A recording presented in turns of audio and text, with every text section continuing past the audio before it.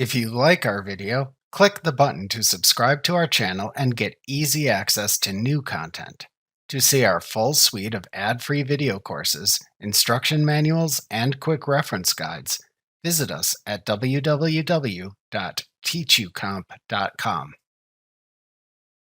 You can create liability accounts to track amounts you need to pay to someone else. If the liability is to be paid off within the year, it is another current liability.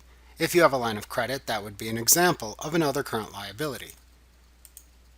You can also create long-term liability accounts for amounts you expect to pay off in a period greater than a year. For example, when you purchase a fixed asset like a vehicle, you typically incur a long-term liability like an auto loan.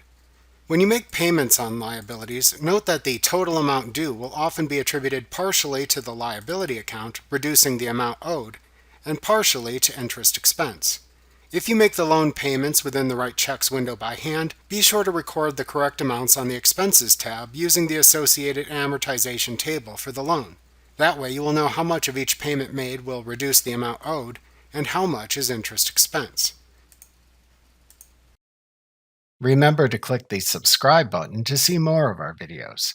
See our full suite of courses, instruction manuals, and quick reference guides at www.teachucomp.com.